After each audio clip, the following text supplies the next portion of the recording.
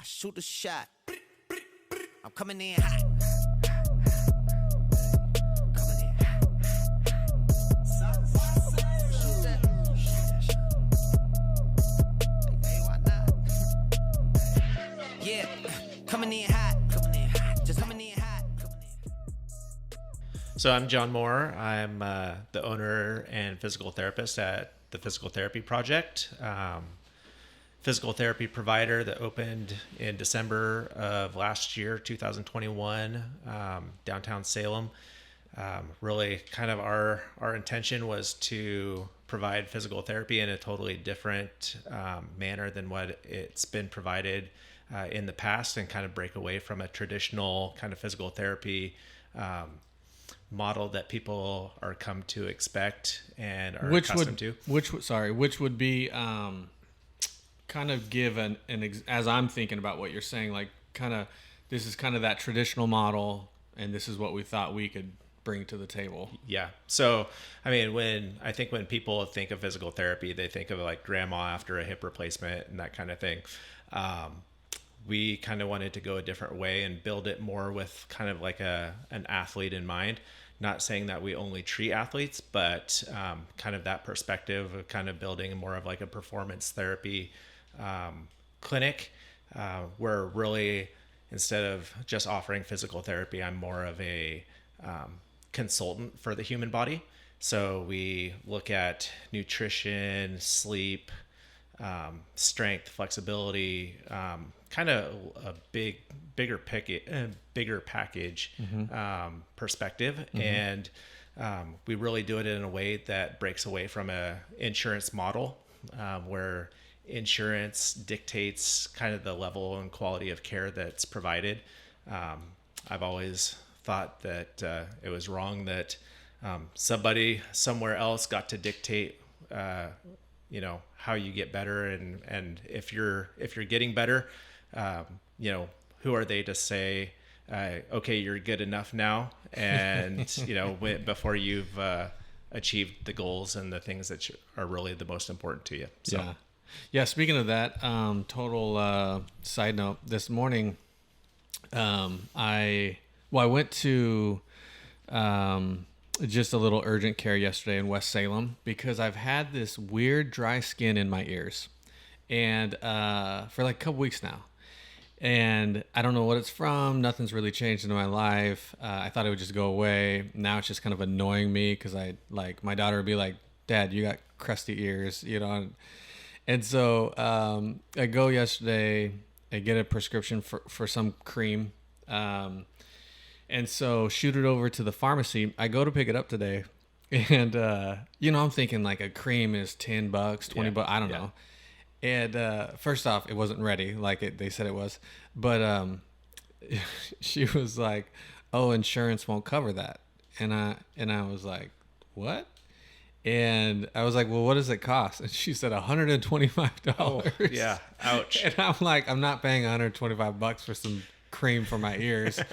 And so I've texted my wife, who's a teacher, because we go through her insurance. But I'm like, I can't wait to hear why I don't like. Why is that not? I've talked about it with Joel and Danny.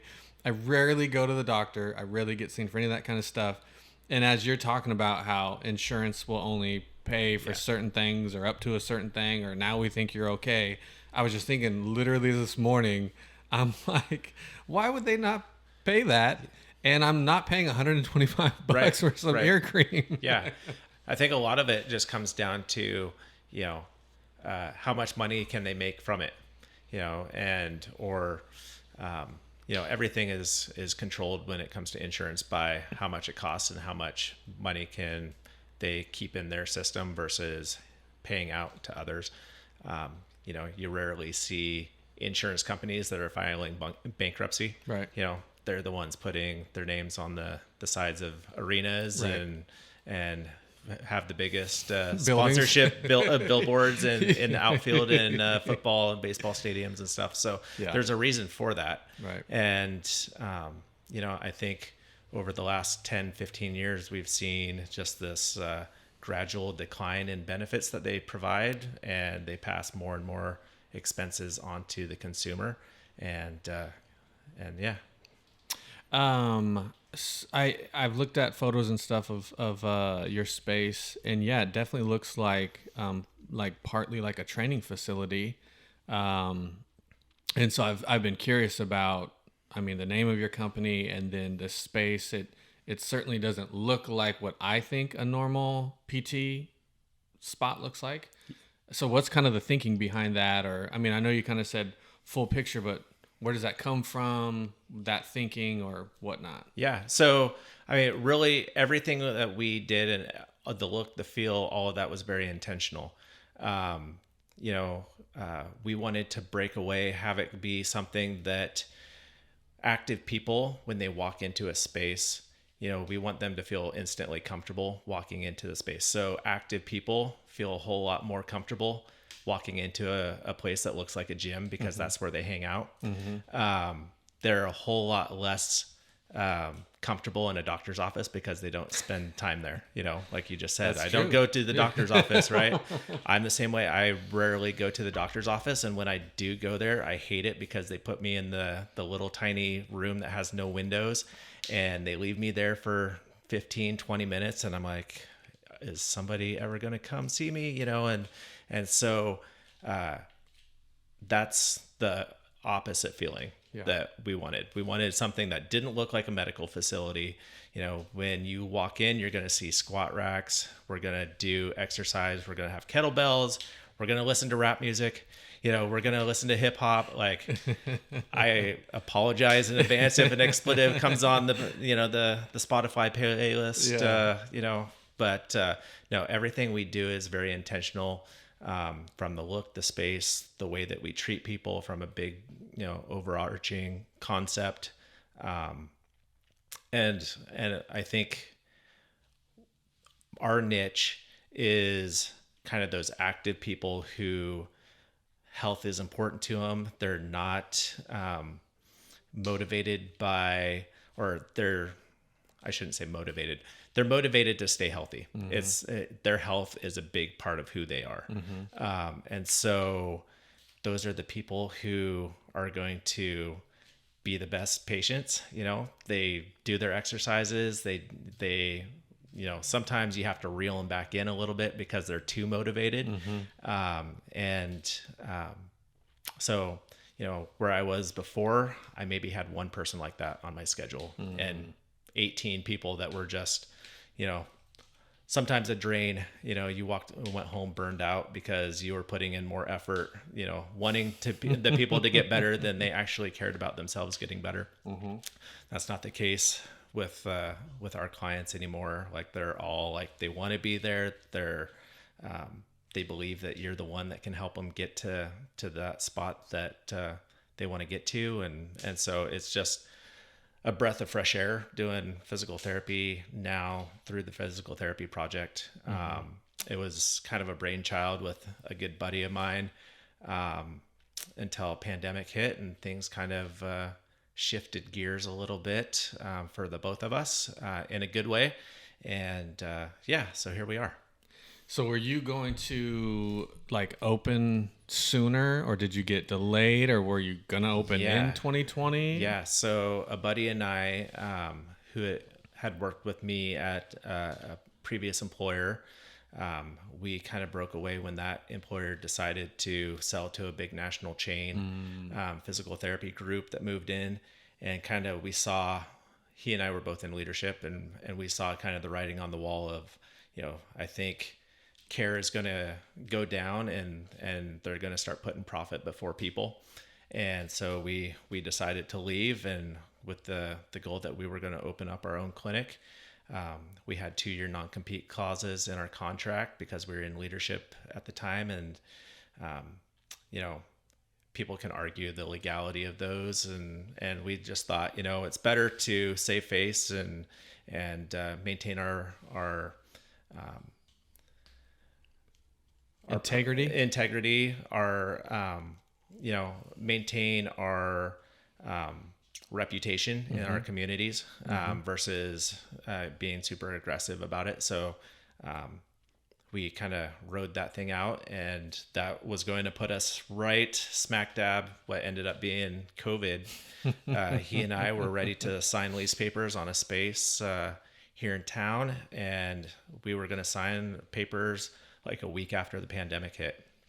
So once the pandemic hit, we kind of pumped the brakes on it a little bit and said, let's kind of wait and ride this out and see how long it takes. And what ended up being 2 years. And in the process, he added a couple more kids to the clan and built a beautiful house out in Turner, right kind of overlooking the reservoir there. And beautiful spot. And but he was then at a point where just financially, he wasn't able to kind of branch out and go do our own thing and kind of break away from, his benefits and stuff. He was a sole provider for income for the family. And so totally, I got it, but at that point I was doing my thing at a job that I absolutely hated. And, trying to do physical therapy through the computer monitor, doing virtual care, kind of enhanced that a whole lot. So my wife and I had been saving our money and kind of long-term planning on how do we do this if it doesn't work out to have a partner. And so we kind of forged ahead. With his blessing, we just kind of mutually decided that we needed to split and go different directions right now with, a possibility of sometime kind of, coming back together again. But for right now, we decided then to open up in 2021, the tail end. And shortly thereafter, I joined the Chamber of Commerce, got plugged in with the Salem Capitals and Jason, and we kind of instantly connected. And, I was able to provide him a service that he really needed, and he was able to provide marketing, and his guys were just like awesome ambassadors of my brand. And so it became just a winning combination for both of us. And that's kind of led into some other opportunities with Mavericks League Baseball and taking care of all 100 of their guys this last summer. Wow. And it's been a really cool ride over the last 8-9 months. That's sweet. Yeah. If I want to say, like, kind of where I started to notice you was probably through the Capital stuff, as I started noticing more of Jason's stuff. And I'm a basketball guy, so I knew I'd eventually meet him at some point, which we actually met. We played against each other, I don't know, a couple months ago in men's league. And I was like, hey, I've been meaning to meet you. Here's who I am. This is what I got going on. But yeah, I would see your stuff a lot tied with his stuff. And that was just through the chamber? That was just 100% through the chamber. Really, I don't think anything happens by accident. I think things kind of are woven together on purpose. And his first week at the chamber was my first week, and he was presenting over at the Armory, kind of given kind of who he was and what he was hoping to do in Salem. And so afterwards, we just, I walked up and said, hey, you're a new team. What are you guys doing for, PT and sports medicine? Who's taking care of your guys? And he's like, nobody, and I said, well, then we should talk, and we got together down at Isaac's for coffee, and my clinic's just a quick short walk down the alleyway from there, and walked over, and he's like, yeah, this is exactly what, I want for our guys. And my goal is always let me provide super high quality and give these guys, the professional care and training and stuff that they needed from a recovery standpoint, from just a rehab if something went down on the floor. And it's been a cool ride with those guys. They became like family. If you've been to a Capitals game, my son's like right there on the end of the bench. Half of the time he's out there like at half court standing in front of the coach thinking that he is the head coach. He's involved with all the the halftime entertainment stuff, and my wife is out there in the parking lot directing traffic, and my daughter's out at the booth doing merchandise stuff. So it turned into a cool family just endeavor. So. Yeah, that's awesome. When I met Jason, I had told him how good of a job, at least from the outside looking in, him and the crew was doing at marketing it. Salem has had a few semi-pro basketball teams. Yeah. I was on one of them. They, unfortunately didn't stick around very long.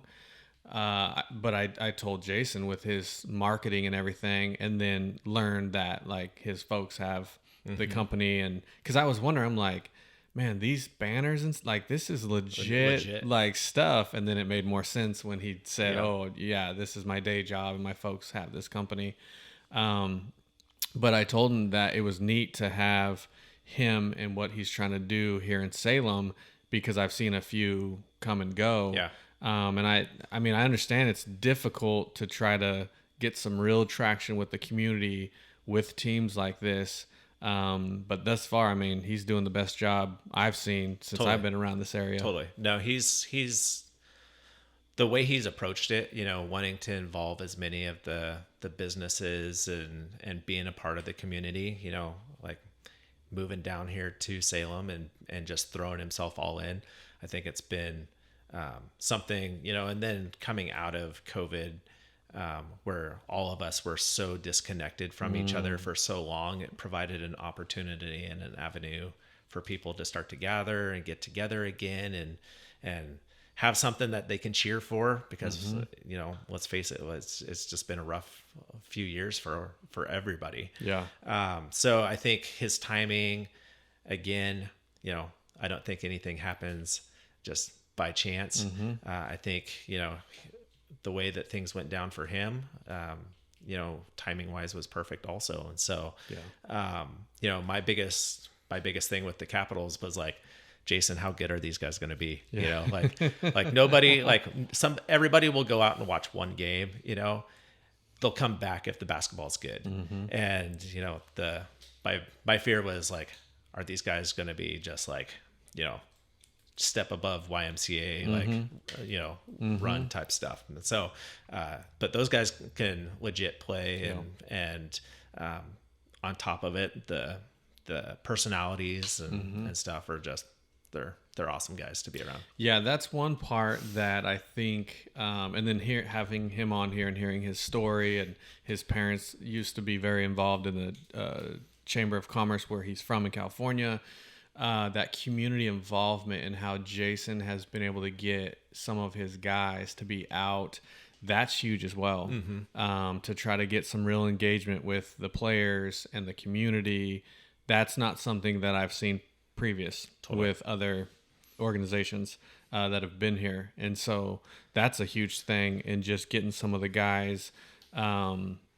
Obviously, I've always heard about Damo, and he has such a personality. But that's a huge thing that they're doing. They're just being out in the community. For sure. Yeah. No, and I mean, I'm a Salem guy. I pretty much, I moved here in 1992 when I started sixth grade. My family relocated from Klamath Falls, and my dad worked for the fire department. My mom worked for what was Western Baptist College, now Corbin.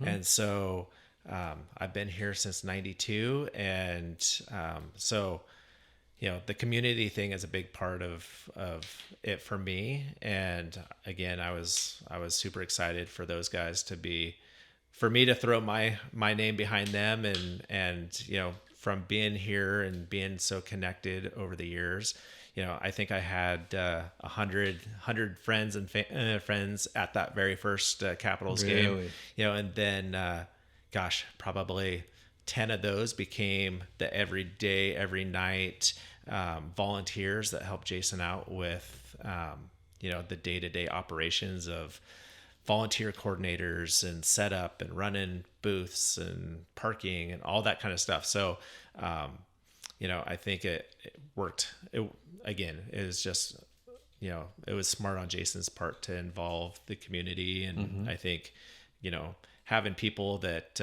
had relationships already established throw their name behind something is big, and I think that's true for all of us, right? Like word of mouth referral is always going to be the most important.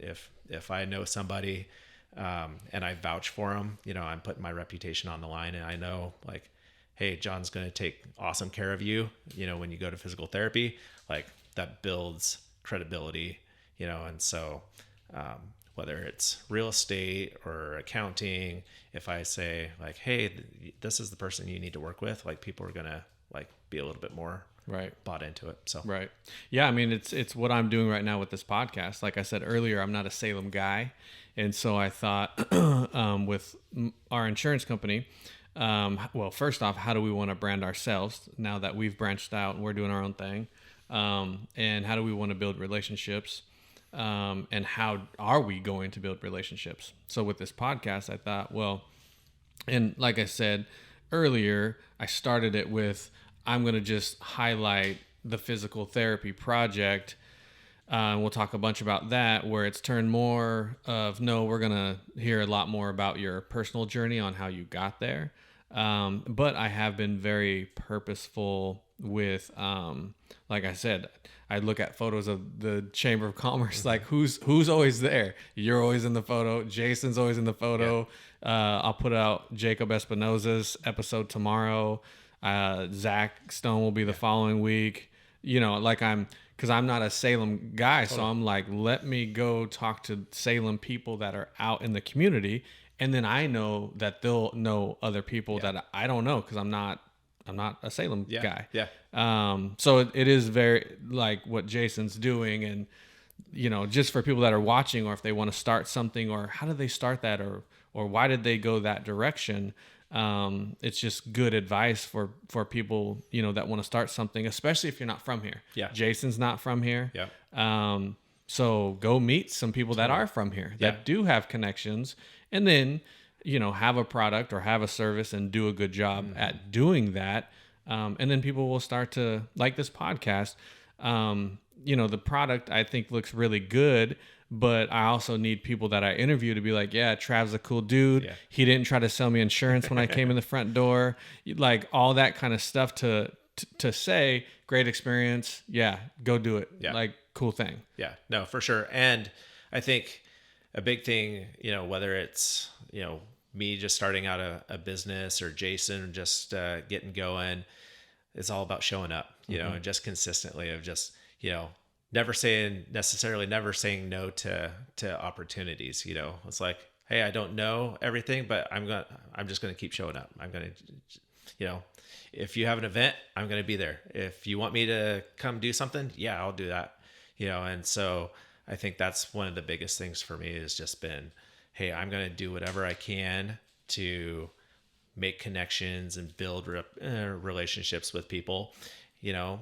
Physical therapy is one of those things that traditionally people don't necessarily need you until they need you, and so you're always like, it's about relationship building, and hopefully, knock on wood, you don't want people to get hurt, but if they do, hopefully you've built that relationship so that, they're like, oh, physical therapy project. That's who is that guy that works with the Capitals? Like, oh yeah. Right. So. Yeah. I would probably say a lot of types of businesses, insurance included, really when you're out marketing or whatever, building relationships, what you're really trying to do is just, when the need comes up, be the first in mind. Right. And so, because like with insurance, no one wants to talk about insurance until they have to. No one really cares about insurance until they have to. And so, as we're branding us, I mean, really all we're trying to do is, because you're talking about consistency, if you're just consistently out there, then the hope is when that person needs or is looking for it, they said, oh yeah, that's right, I saw him at the game or whatnot. That's the goal, especially as we're building. We're brand new. We're not these established companies where everyone knows about us around here. is that consistency and being, top of mind, which you're doing a good job, because I've certainly been noticing what you got going on. I like your style. I like where your space is at. I used to go and get massages right next to at La Lemure, and I always wondered what was going in that space. But then I thought, man, it seems like it's taken a while for that space to get completed. But now with like when COVID hit and it was like, well, we can't even be indoors or see people. Yeah. Why? So like we were going to go into a different location, kind of down in the Meridian building, right down there by the Arco station there at Mission and Commercial, and the space that we're in now actually just kind of happened to be like an afterthought. I mean, we spent literally, so we had been thinking about doing our own thing for like a year before we actually kind of pulled the trigger and left. And so we were always driving around like, hey, what do you think of this location? What do you think about that location? And nothing ever was awesome for us. And then COVID hit. And so I spent another 2 years driving around town. Everywhere I went, it was like commercial space, like where's a good spot to be, and everything always was like, well, downtown would really be a cool spot because it's so easily, centrally located, easy to get to. My former patients were really kind of Staten, Almsville, kind of out that direction, Turner. But then I left out there, was in Salem for 2 years. So I had like patients from all over the place come in. So it was like, where can we be that makes sense for everybody to still be able to kind of find me? And downtown was great, but downtown sometimes has its challenges with the parking.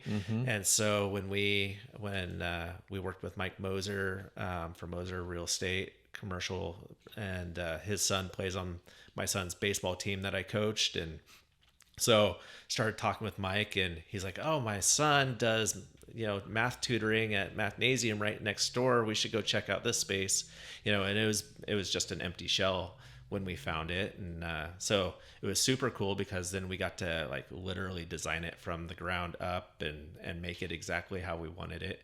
Had a buddy put together our logo, and we wanted something that was edgy, kind of stood out.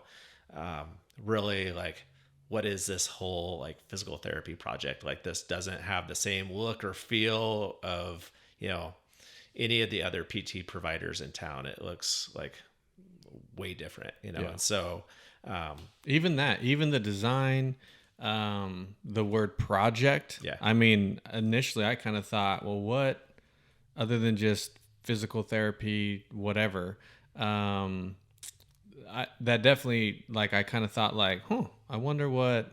So, I mean, even that is a great thing, for people thinking about starting businesses.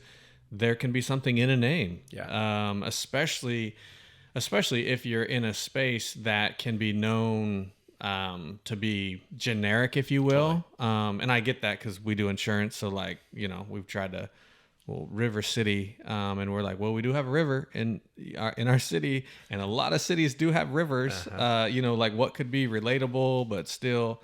So yeah, I mean, I definitely thought about the physical therapy project. It made me think like, okay, is there something else, to this? Yeah.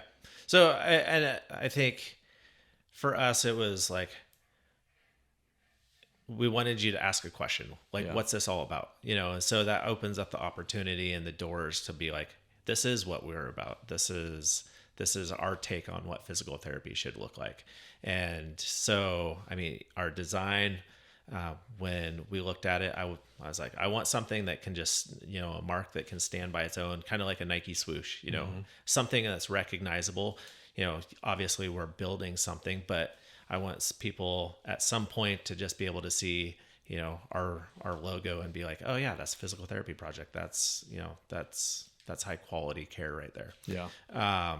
And so, a lot of people ask like, what is it? And it's literally just the letters TP, like interconnected. Okay. And then flipped. I thought that same thing, and now I see it. Yeah. So, but really it was like, letters TP, like how do you make TP cool without like bringing on like thrown up at like a logo of a toilet paper roll, you know, like, so, you know, that was, you know, that was part of it. And we went through, 3 different logo design people working, you know, trying to come up with something.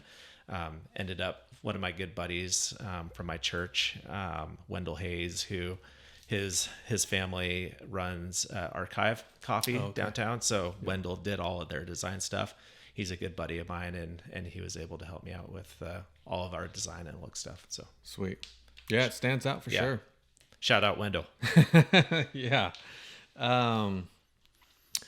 Okay, so we're around the same age, around 40 years old. It's something I spoke with Jacob on, because he's, I think, close to 40, and the idea of that, that's not too late to start something or Right. try and do your own thing or branch out. That's because it's what I'm doing right now, so it is close to near and dear to my heart. Of, you know, I've had a lot of buddies that have been doing their thing for a while, where I feel like I'm late to the game. But Jacob and I, we talked about why does society say, well, you're 40, you know, it's too late, you can't start something. And so is this your first like going out on your own? Yeah, it is. So my previous experience, you know, I was a clinic director for a physical therapy clinic, you know, out in Staten, and that definitely gave me the opportunity and kind of helped give me, you know, how do you run a successful clinic? How do you build a business without having as much of the financial risk associated with it? But yeah, this is kind of, you know, our first go around at trying to run a business and being the ones, you know, in the driver's seat completely. With that said, my wife and I are super type A. We're like planners to a T. So this was always kind of our long-term kind of goal. Was, you know, when we started dating, when we got married, it was always like, she's an accountant, by the way. So she's kind of got this business mindset. And so we're like, how can we use what she does with physical therapy? How do we, you know, long-term create something that can last and kind of help move our family, you know, the direction that we hope for it to. So, you know, it was go out, work somewhere else, kind of get experience, kind of build a reputation. At some point, we kind of hoped that that would happen. Mm-hmm. You know, I think there were some years in there, definitely, you know, where I was like, I don't want to do that. It's too much of a risk. I'll just run a clinic. I'm happy just being kind of in charge, building a clinic, making it kind of my own, but not having the financial kind of decision making that went with that. That was great until, you know, that all evaporated kind of, you know, within 6 months of new owners being coming in. And so things then shifted, you know, and then it was like, okay, well, yeah, let's do this. And then the next thing was like COVID hit. And, you know, honestly, I really thought like once COVID hit, like kind of, it's, you know, this is a dead thing. And like, I'll just kind of, you know, because it was like, okay, now we're starting to get, I'm past 40, like I can stay where I'm at, you know, collect my paycheck, build my, you know, retirement nest egg, get vested in my retirement through, you know, all this stuff. And I can hang out here but that's never really been who I am. I've always been somebody who like strives for, not necessarily perfection, but strives for really like doing things the right way and treating people the way I would want to have my family member treated. And so anywhere I've gone, it's always been, how do we make this better? How do we make this a better experience for our patients? Where I was at before doing this, like they didn't want any part of it. It was a big healthcare organization set in their ways, and it didn't matter what you thought. They were, their ways are their ways, and nobody's going to change them no matter what. And so I was like, well, I am literally just going to work for a paycheck at that point. And I'd always said, didn't matter where I worked, if I wasn't having fun, if I was just showing up to work for the paycheck and I was waking up in the morning hating work and, I was just doing it literally to pay the bills, then I needed to find something different, know? And so it was literally, okay, I either go find something else in an insurance-based clinic and really like I'm going to be back in the exact same spot, or I can go start my own, or I can go find a clinic that kind of operates in this manner. Mm-hmm. In Salem, there really are no PT clinics operating the way that we do things. And so it was literally like the simple answer was, let's go start it our own and see how it goes. And fortunately I was smart enough and realized like, I can't do this on my own. I need some mentors and some help in doing it. And so I've reached out, to other people who are having success kind of doing it the same way. And they've helped kind of give me some direction. And, it's just been kind of a learning experience along the way. Yeah. Yeah. That's a similar kind of story to Danny and Joel. Yeah. With what kind of propelled them to like, hey, let's just take the leap and let's figure this out. There has to be another way, another model. We want to bring a certain level of care and we're not really able to do that in the more institution thing. And so, that, they kind of took that leap. I'm thinking about the video you posted where you're, like the front desk person, you're the physical therapist working on the person, you're cleaning the table, janitor person, and then your wife is on the CFO doing the numbers. But yeah, I mean, when you start, you just do whatever you have to do, and totally. you play all the roles until you don't. Yep. And that's just part of starting something up. Yeah, for sure. And I've always thought, even our goal is to add employees and add hopefully another location and stuff down the road if the Lord sees it fit for us to do that. But I've always thought, like a leader, there's no job that a leader should be above doing.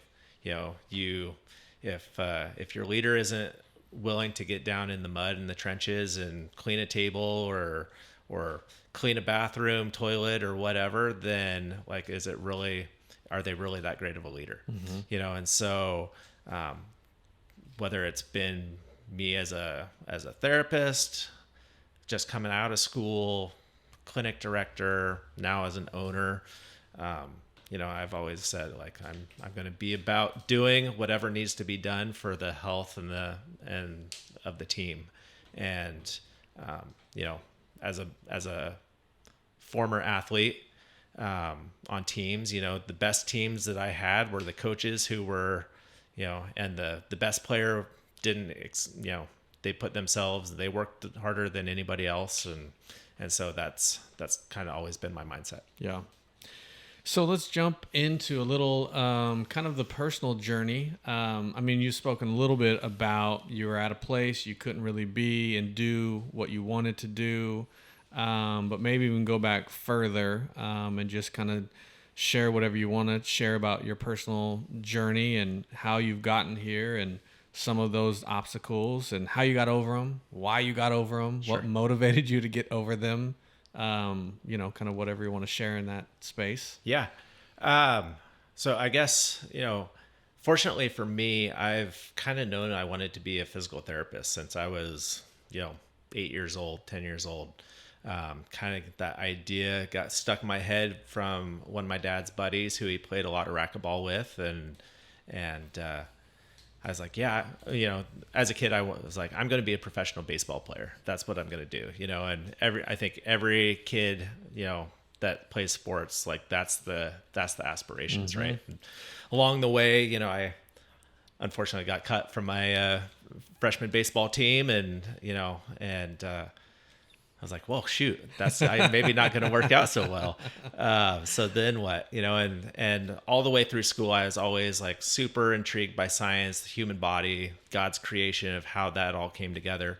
And, so kind of, any aptitude test, physical therapy was like literally job number one that popped up. Like, you should be a physical therapist. And so came out of high school, and really like my senior year of high school, I completely shredded my ankle playing basketball. And so I got to go experience physical therapy for myself. And that was really kind of the gateway into physical therapy for me, as a patient from the first, and so I was like, well, I kind of think that I might like physical therapy. I want to do this for a career. I have to be here twice a week, with this physical therapist, and he was a pretty cool guy and did sports. And so I just started picking his brain on like, hey, what do you like about your job? What do you hate about it? What's the job future like? How much money do you make? Like, I probably annoyed the crap out of him with all my questions, but he took the time and really kind of just invested in me, and I got my ankle better, and I was really involved with racquetball through high school, kind of sponsored player. Like, I had college scholarship, stuff. So I needed my ankle in order to make it back for tournaments, to be able to keep that stuff going. So he got me there. And so then I was like, yeah, physical therapy sounds cool. Athletic training kind of sounds cool too. So I had no idea which one I wanted to do, but I was going to go to U of O, and I got down there for freshman orientation, and I was like, oh crud. My chemistry class that I have to take is at the exact same time as math, and math, you have to take that one first. So now I'm going to be going to college for 5 years. I don't want to go to college for 5 years. And my mom worked out at Corbin, and she's like, well, you could go to Western Baptist for, a year, and then you could transfer. And I was like, well, Corbin, like at that time it was, maybe 400 students in the entire school, like smaller than my entire graduating class from Sprague. And like, I'd been out there a couple times, and at the time, like early on, their basketball court had like carpet on it, and like this is really not what I have in mind for my college experience, But anyways, I was like, well, I guess I can do that. So I went and applied, got accepted into Corbin like the week before school started. And ended up there all 4 years, and met my wife, and grew in my spiritual walk more than I really ever had. And so, that kind of just put me on a path where now my wife and I are talking about, being in business and doing some stuff. And we got married super, by the world's perspective, super young. I had just turned 22. She was a month away from being 21. Mm-hmm. And so I went to work at a PT clinic here in town as an aide, and I worked for 2 years, just getting experience in physical therapy while she finished up her degree in accounting. And after she graduated, then I went to Fresno State for PT school.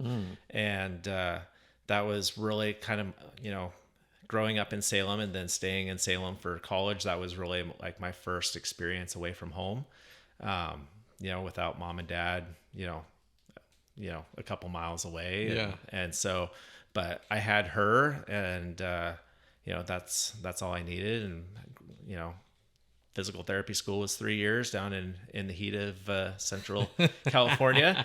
And it gave me a whole new perspective on hot. I think the day we moved in, it was 116 degrees, and it was just a culture shock of like, going from, Salem, Oregon to Fresno, California. It was a big jump. And Fresno's a bit different.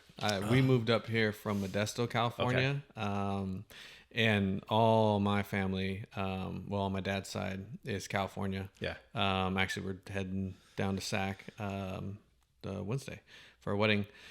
But Fresno, that's a special place. It is. It is a special place. But we, the way that we ended up there. So physical therapy school at the time was like, you applied to 5 or 6 schools, and you hoped that you got accepted to one. It was that competitive, and so. I applied to 3 or 4. I was fortunate. I got accepted to 3 of the 4 schools that I applied to, so I had my choice. And the only school in Oregon at the time was Pacific up in Forest Grove, and private school that came with a private school tuition cost and everything. So I started doing the math and figured out, well, I could probably go to school at Fresno State for the cost of, I could get all 3 years done in just a little over what it cost me to do 1 year at Pacific. And so we started looking at it, my wife and I, and, she's like, well, a lot of it's going to depend on how I get a job, and we started running our budget, and she came up with a number.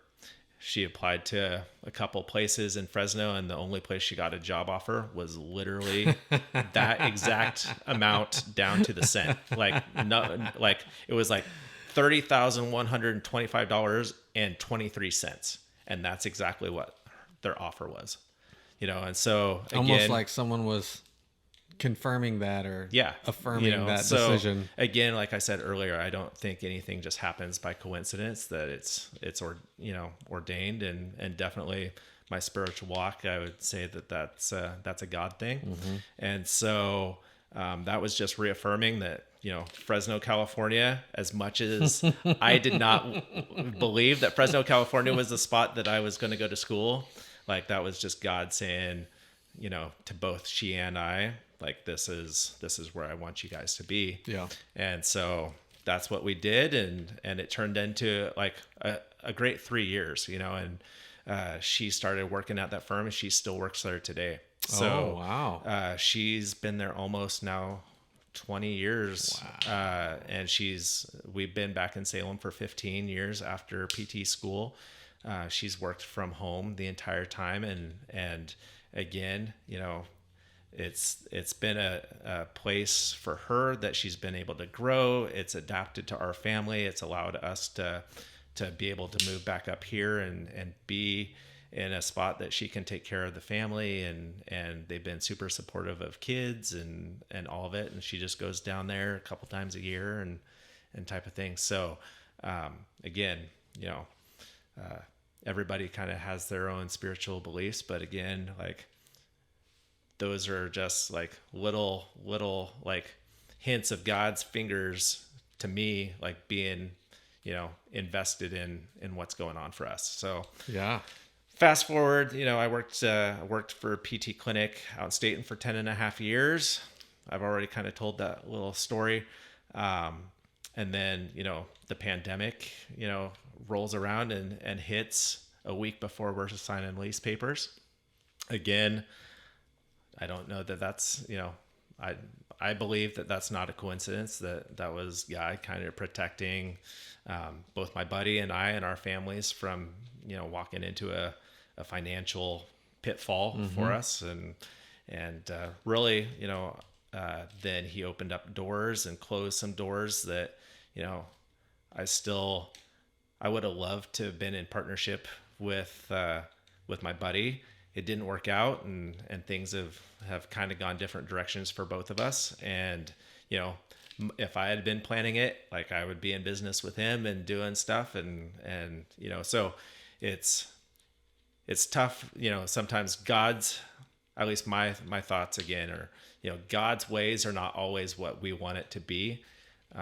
But, trusting that just he has the right intentions for us, and his ways are going to be better than our ways, and so that's kind of been always the motivator of what we do is, how can we continue to provide a light to our community and hopefully open up doors for conversations to occur that we can point people to why we have our hope, and so, whether it's through physical contact or being out and giving back to our communities, investing in kids' activities and being a coach and a mentor and all that kind of stuff. That's what it's always been about for us. Yeah. COVID, there's been a lot of studies, and I don't know, I've heard different conversations, but it actually seemed like coming out of COVID, there was a lot more entrepreneurship. There was a lot more where, I mean, including myself, I guess, where it was like, whoa, what is really important in life? Where we all kind of were forced to slow down, almost stop for a while. And then, what do I really want to be doing? Do I really want to be working at this job? Or what am I passionate about? Or I'm not finding any purpose in this. I need to go find some purpose in something else. It's been interesting what has come out of COVID. And I've had this conversation multiple times with people on here, and kind of what they went through during that time and how they pivoted out of that. And a lot of it was, I kind of learned I wanted to do this different or that different. But a lot has been entrepreneurship, getting away from what they were doing to, you know what? I can't believe this. I think most of us would have never in our wildest dreams thought we would all just be inside and not go and do. And I mean, it's so hard to comprehend that before that it happened. But then coming from that, man, like, who knows how many days we got left? Who knows how society is really going to function? Why don't I just go try to, even if I am 40, well, I'm going to start a podcast. Yeah. I've never podcasted before. I don't know how all this stuff works.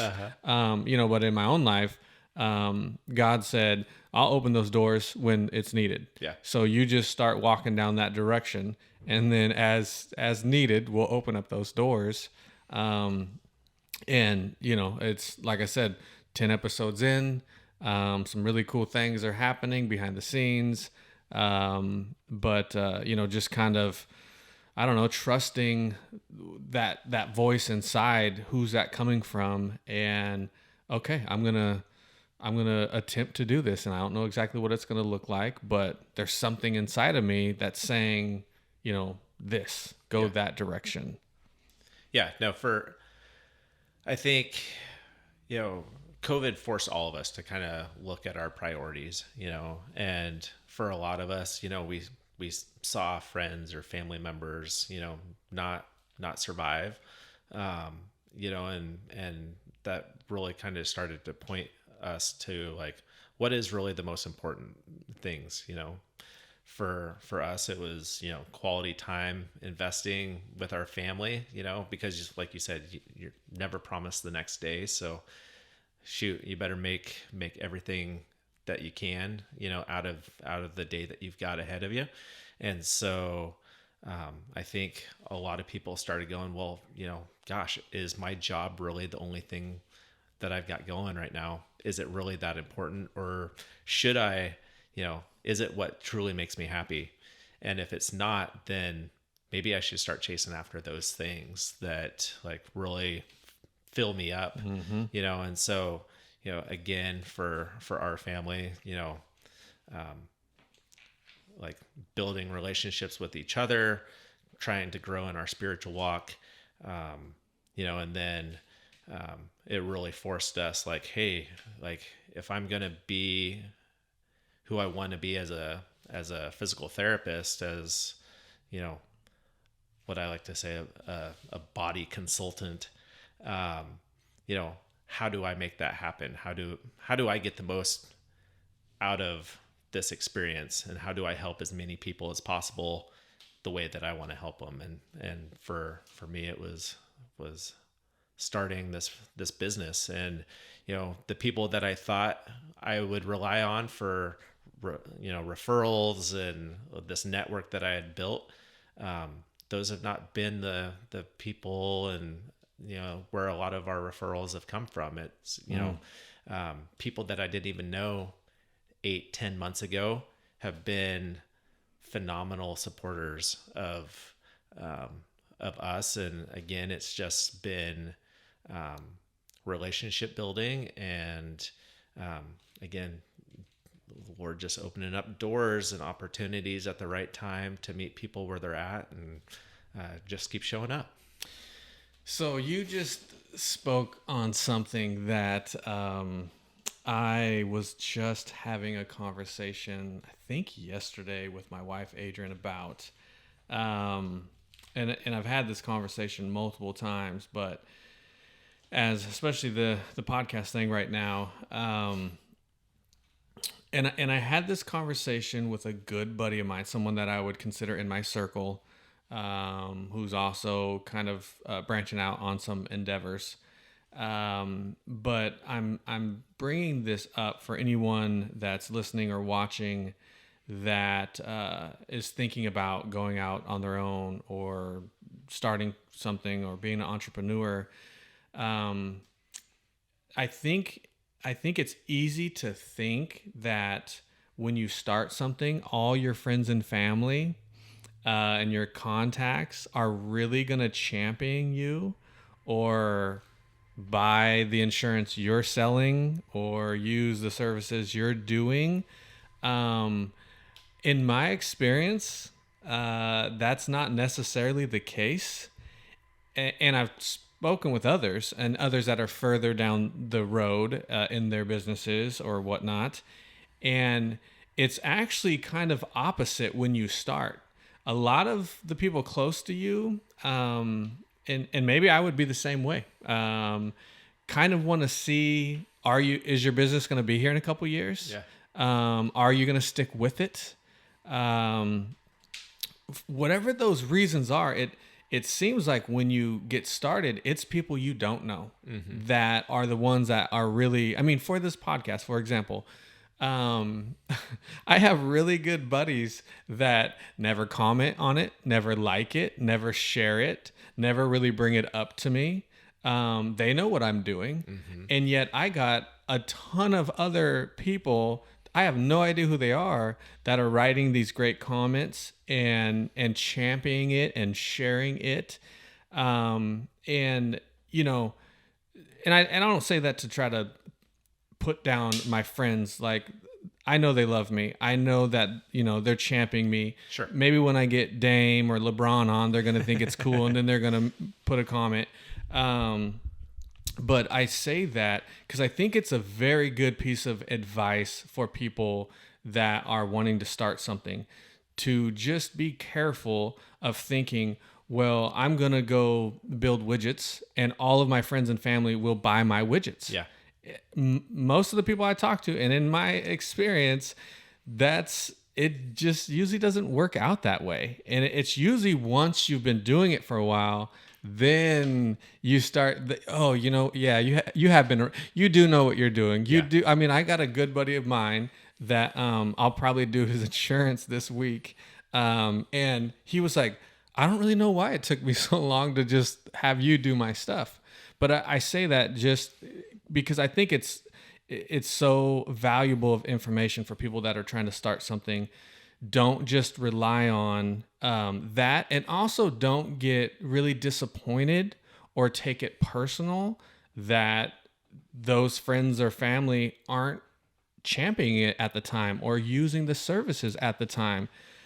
It just kind of is what it is, and you'll be surprised that there'll be other people that will come into your life and champion it for you. Yeah. And so was just having that conversation, trying to psychologically peel that back to understand, why is that? Why does it seem like the people closest to you sometimes have the hardest time with getting on board early on? Yeah. Now, eventually when it's cool, or like my daughter thinks the podcast is still lame. But she said, if I get something signed by LeBron, then it'll be cool. As well as getting 100,000 views, which Cole's is at almost 80,000. So it's climbing. But it's an interesting psychological thing of, you know, you would think the people closest to you would be like, yes, I'm sending everyone to your PT practice. 100%. Like, I'm telling everyone about it. I'm sharing the crap out of it. I'm going to go use it. But that's not usually what happens. Yeah. And it is weird. Like, I mean, and I'm still trying to like figure out how to process, you know, when your friends like literally drive past your physical therapy clinic to go to another physical therapy clinic down the road, you know, you're like, what's that all about? Like, you know, it's, you know, so try not to take that, you know, personal, but like you said, it is part of the process. And I don't know if it's just like, we know you from like when you knew nothing, or, so, they know your faults and your weaknesses and like your struggles and all of that kind of stuff. So it's a little bit harder for them to like disassociate that from the service that you're providing. Yep. I think that's a big piece. I think that's a big piece. I've even made the comment on here, what I'm finding, because I'm so new in this space. It's actually easier for me to interview people like you. I just met you today. Yeah. We've never met before. All we did was send a couple DMs on Instagram. I find that it's easier for me to interview you or have a conversation than it is like a good friend of mine, because a lot of the stuff that I'm asking, I really don't know. Yeah. I don't know your story. I don't know why you did this. I don't know why you think that. And so even like, it's not the same, but I just was thinking like, even that, like where now I'm actually more inclined to not ask my friends to come on here, because I'm finding that it's easier just to like, hey, on the DM, do you want to, I've been DMing famous people too. I just sent one to Ryan Reynolds, who bought the actor who did the gin thing in Portland. I was like, yo, if you're ever in Portland and want to do an episode, let's do it. And some famous athletes that I'd been sending some stuff to. But part of that is I'm finding it easier to interview people that I don't know. And part of that is because I know a lot about them already. Now it's a different context than what you're saying, but I believe you. Yeah. Because I think some people that would look at me, they're like, well, I remember the Trav from 10 years ago. I remember the Trav when he was really struggling. Yeah. I remember the Trav that filed bankruptcy. Like where you meet me now and you see cool setup, the Jordans, like you don't know that version of that Trav. Yeah. So I think that's part of it, where people just want to go, okay. And eventually they will be convinced, hey, he's running his own thing. Yeah. He knows what he's doing. I think it's time I use his services. I think the majority over time, that buddy will start going to you, and that's just how it'll happen. Yeah. No, it is an interesting thing though, how like, and I don't know if it's just, us as Americans, or if this is kind of a universal thing where, we're more likely to trust like strangers versus like our close contacts with, whether it's insurance or physical therapy or accounting or whatever. Like, and I don't know if some of it's just like, I don't want you knowing that much stuff about me, and we're still like, kind of working in our own pride, or what it is. It's just that could be another thing. Yeah. That could be another thing. I mean, I think about that for insurance, right? You might have a DUI that you've never told me about, like Chad's episode. When I had Chad on here, and he started talking about the night he rolled his truck, got a DUI, the sheriffs had to pull him out, went to jail for the night, his son had to get him. I literally had a guy I'm working on his insurance now who he had listened to that episode, and he knows Chad. Yeah. And he said the first thing I did when I got done listening is I called Chad and was like, what? I never knew that about you. And then this guy's here in my office for insurance because of he had listened to the podcast and was like, well, I was kind of thinking about switching insurance anyways. And so I figured, why don't I go meet this guy that did this? But I like that could definitely be, there could be something that they're just kind of embarrassed about. Totally. They don't want you to know, or so that's another thing to keep in mind when, of not taking it personal, because most of the time it's not personal. Yeah. Most of the time it's not about you. It's not about me. It's about the other person feeling like, oh, for example, the buddy that I said that I'm probably going to write his insurance was just quoting his insurance. And me and my partner, Olga, noticed that he had an SR22 on, which just means something bad happened and you have to have this for a few years and it costs more money. And so I was thinking, well, maybe that's why he never. And so I had to text him and go, hey, do you know when this drops off? Because we can save you some money when it. And he was like, well, that should have dropped off 7 years ago. And so he had never told the company. And so he'd been getting overcharged for 7 years. And I'm like, well, sweet. Now you just save some money, and we'll get that thing taken off. But I had thought, you know what, if that was valid and on there, that might be some reason he would have like been like, yeah, Trav, like I got a DUI one night, and maybe he didn't want me to know that. Yeah. So it's something to keep in mind that it could be their thing and they're just embarrassed or whatnot. Yeah. And I think, to some degree, like some of that is just you working through your own insecurities too, of like, when we internalize it and process it, you're like, oh, maybe that's more a me thing than, and I'm projecting some of my insecurities about something onto whatever it is about them, so Yeah. it's humans are weird creatures. Yeah. But that's the beauty of what you talk about with consistency, because as you stick with doing what you're doing, eventually you build the trust, the respect, whatever you want to call it of, I've been doing this for years. I have all these other clients. And it's also nice when you get to kind of that threshold of, my business is okay anyways. So whether my buddy uses me or not, totally okay. Totally. And really, like guys like me and you, we want to be in that space because we never want to mess that friendship up over some business. Yeah. And so for all those entrepreneurs, you need to really go out with the intention of, okay, eventually I'll probably get a lot of my friends and family, but I need to get a bunch before that, bunch before that to survive and then eventually thrive. And then when I'm thriving, you know what? If my buddy doesn't want to use it, if my family member doesn't want to use it, no big deal. The business is just fine anyways. Yeah. And that's a great place to be. Yeah. And I think a lot of times those people that didn't know you from Adam before and they get awesome results and great outcomes and they have a fantastic customer experience. Those are the people that end up then turning into being your biggest champions, and they go out and spread your business card to everybody they know, because, you treated them fantastic when they weren't a family member or weren't a previous friend, so, there's benefits to having those people who you didn't know as customers. I think it's easier to, I don't know if I want to use the word impress, but I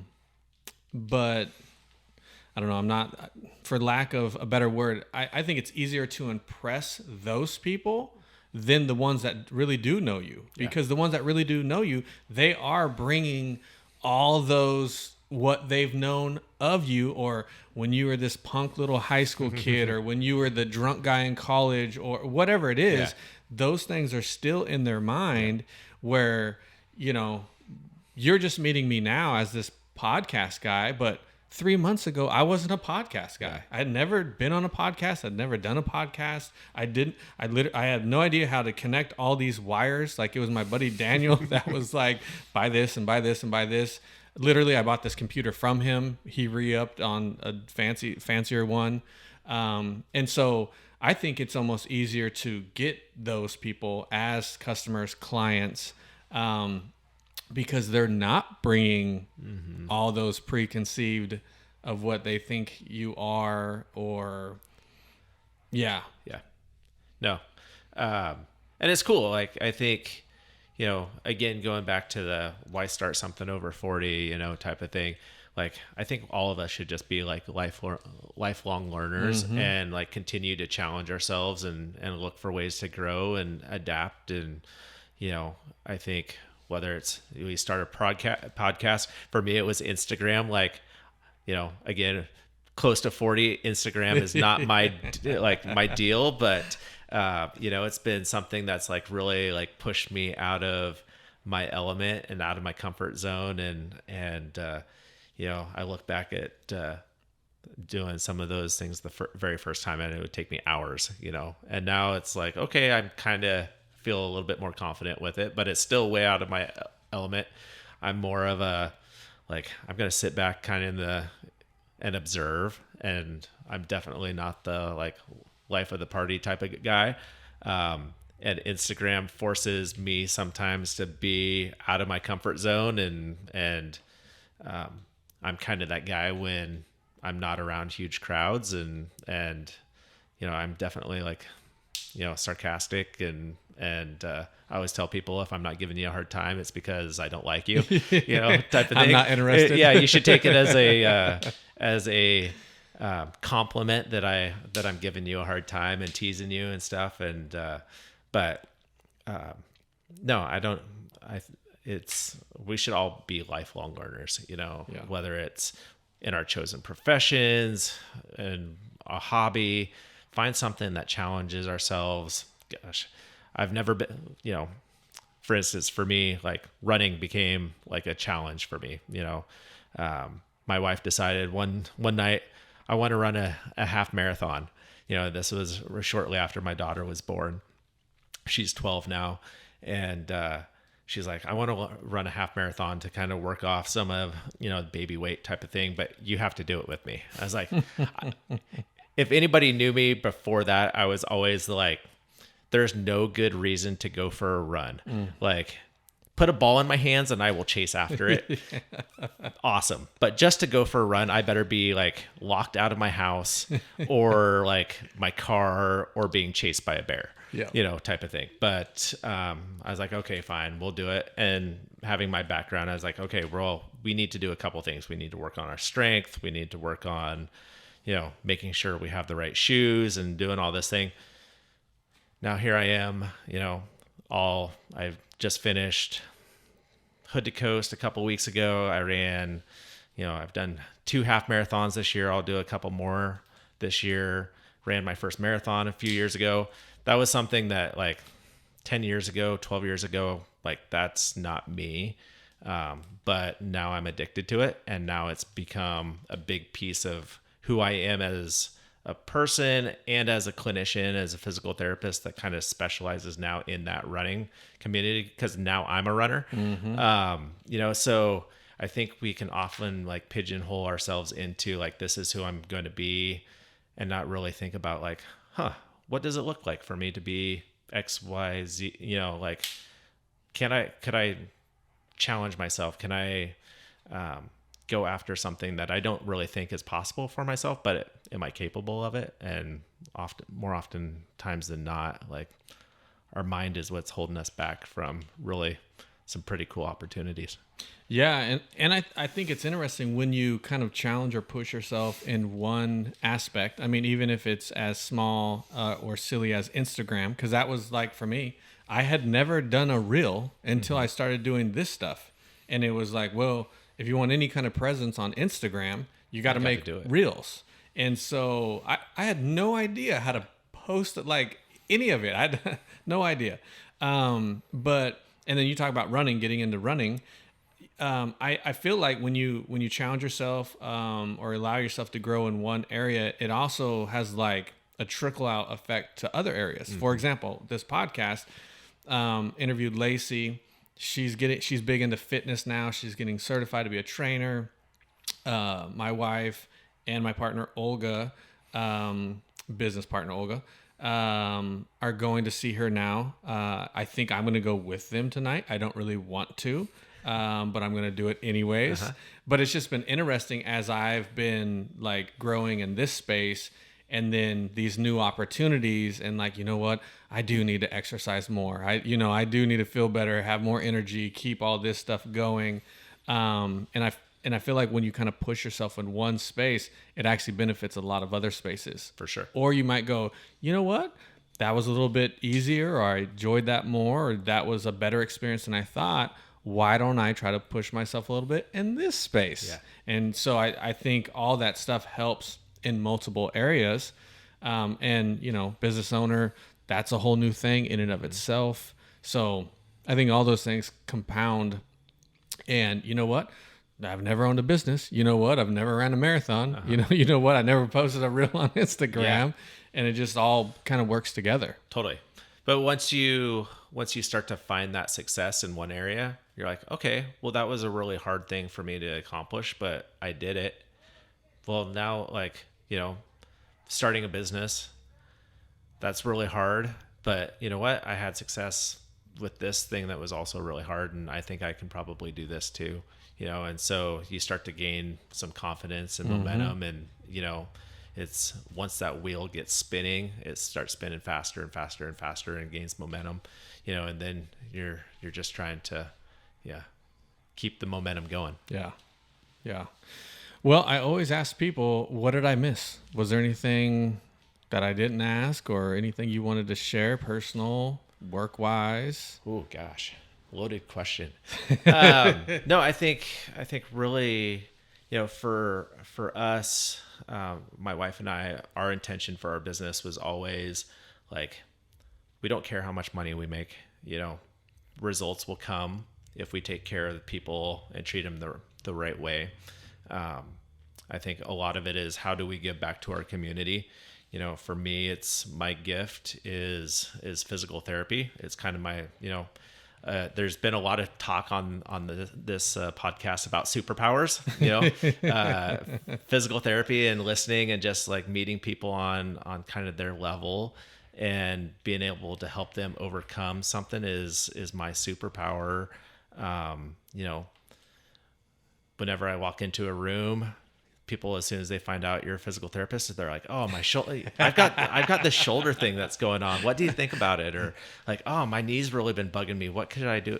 So and I love that. That's what kind of fills that bucket for me, is being able to listen, help people out, and like, not only like, okay, so your knee's hurting you, like, why is that important to you? Oh, it stops you from running, but why is running important to you? Yeah. Oh, that's what gives you like, helps you with your mental health, or that's what like allows you to have 20 minutes to like get away from the kids, or okay, so that's the real reason why we need this thing to be taken care of, so that you can get back a little bit of your mental health, or you can avoid diabetes that runs in your family, or so those are really the keys for us as to why we do what we do. It's not just about treating a knee or a shoulder. It's about treating the full person and really allowing them to, move past that thing to allow them to do what they want to do with the people they want to do it with. Mm-hmm. And then, the second thing is like physical touch, connecting on a personal level is, for us, that's what opens up opportunities and pathways to have a lot deeper, more meaningful conversations about, just where are people at in their, personal lives, Mm-hmm. So that next time I see you, I can say like, "Hey man, how's life with your daughter going? How, like, has she come around? Does she like the podcast yet?" Type of thing. But we never get to have that conversation if you don't start to build and have these meaningful conversations. And for us, physical therapy just allows us to kind of do that. And so we're super excited to be a part of the Salem community in this way. And we're looking to not just build an overnight success, but build something that's, a lasting legacy and something that gives back to our community more so than we take from it. So I think that giving back thing, there's a guy on Instagram. I started following it recently, and I actually don't follow a lot. But his was so intriguing that I've been following him. Actually, I sent him a random message. He'll probably never see it. Got a couple million followers on Instagram, but he is a barber. And so, take cutting hair, for example. Mm-hmm. All of us would typically think, how can I do something that's kind of out of the norm, other than, showing some videos of cutting hair or the before and afters and whatnot. So this dude, and he's really young too, early 20s. I think he's out of like Atlanta. His IG is Vic Blends, one word, Vic Blends. But his videos that he posts, he will just walk around. I don't know where he's at, but walk around in the community with people, and he'll stop and he'll go, "Hey man," he has a chair in one hand and some clippers in the other, and he'll be like, "Hey, I'd love to bless you with a free haircut today. Do you have some time?" And someone's videoing it from a little ways back, not right up close at first, to get that organic, authentic, sure. Like, what? You want to cut my hair like right now? But then it's amazing when he sits them down, he will basically start interviewing them and say, "What's your name? Yeah. What do you do? Why do you do that?" Just some really like good conversation. And that's the video that he makes. And, he has millions of followers now, and he's cutting hair and asking meaningful questions. Yeah. And giving back to his community. Hey, here's a free haircut. Yeah. And some of the folks that are on there, yeah, I don't know if they could afford a haircut. I don't know. I mean, I'm just based off kind of what they say. Sure.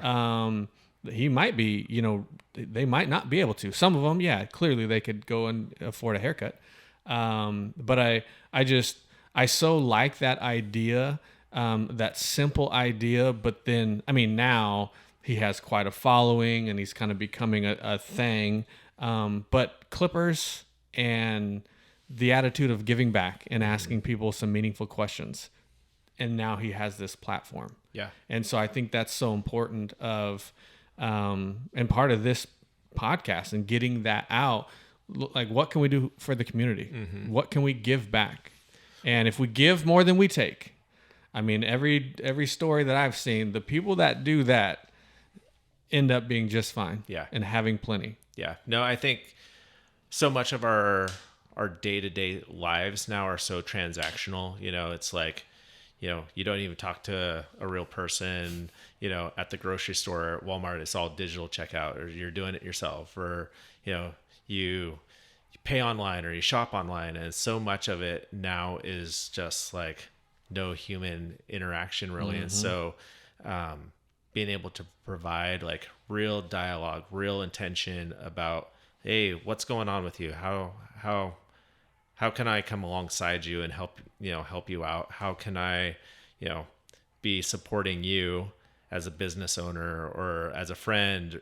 That whole concept of iron sharpens iron. And we're not going to walk through this together, separate. We're much stronger as a team. I coach my son's basketball, and there's this great Coach K story of the fist, right? 5 individual fingers working independent from each other. You go to punch something with 5 open fingers, you're going to break a finger, right? But if you close your hand and they're all interconnected, you punch something, now you got a little bit of power to it. It's that whole concept of like, if you link arms with mm-hmm. people in your community, you're going to have a much stronger impact on your community. And that's really what we've tried to do in business so far, is link arms with Jason and the Capitals, with Mavericks League, with Chamber of Commerce, like yourself. We're trying to say yes to as many opportunities because we want to, be part of that community where we have a bigger impact. So yeah, that's awesome. Yeah. Well, man, thanks for coming by. Absolutely. I appreciate it. Thanks for having me. I appreciate it. Thank you.